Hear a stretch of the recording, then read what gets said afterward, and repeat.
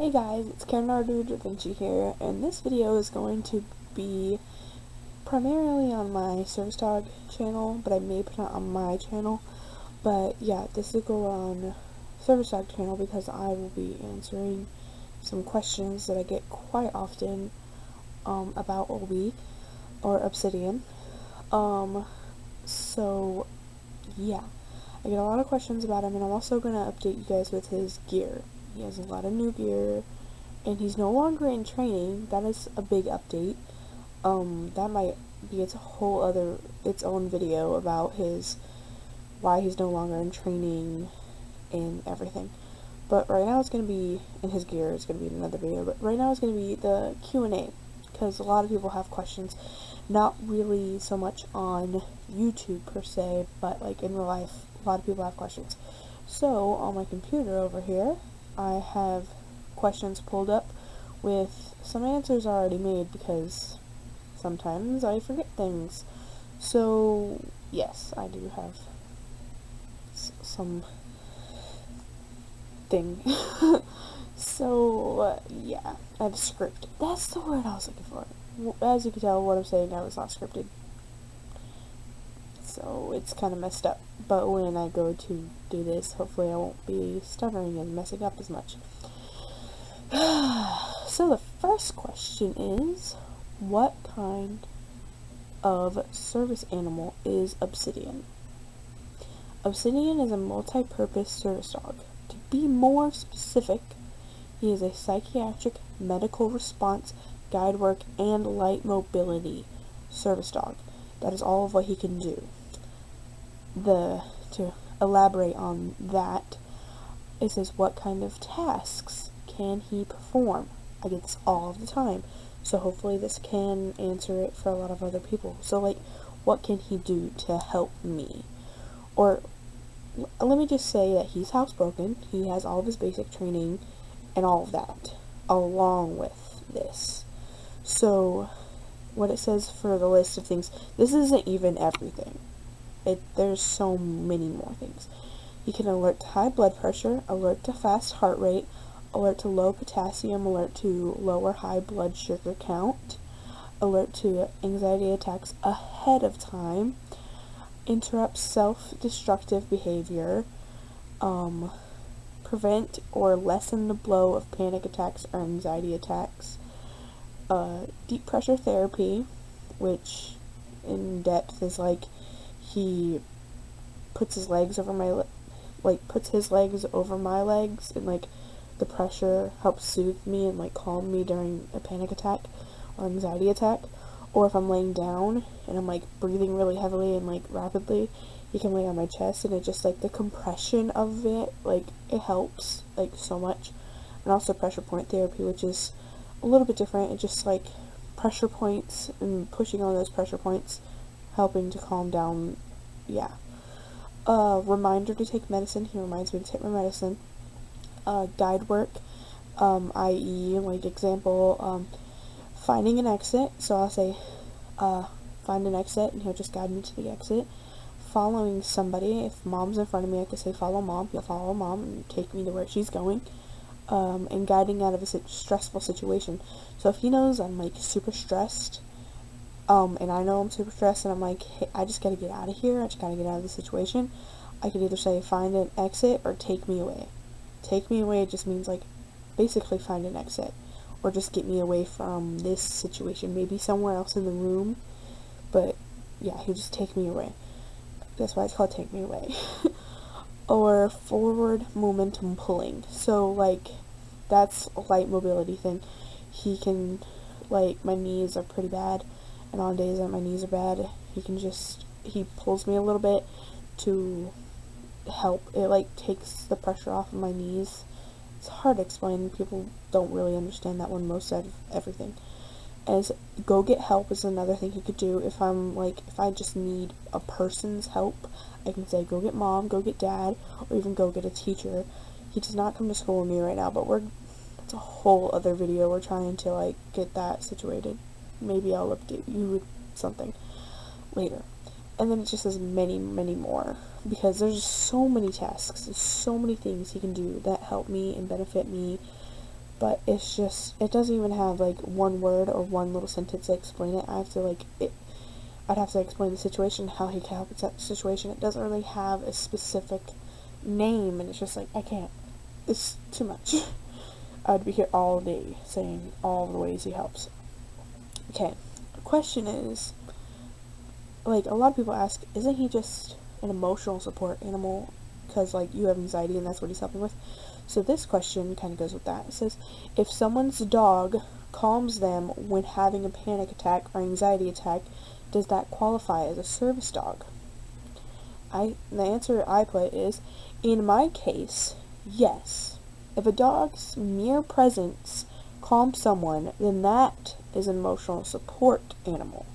My dog is specifically trained to help me during anxiety and panic attacks by applying pressure to my legs or chest with his paws or front legs. I already explained like the deep pressure therapy and pressure point therapy, and it helps calm me. But with emotional support animals, they're not trained to do that. They're just there to look cute and help calm you. Like, their presence calms you. And that's not what Obi is. His presence helps, but he's also trained to do stuff to help. This question I get a lot. Is Obsidian registered as a service dog? This could be a whole rant, okay?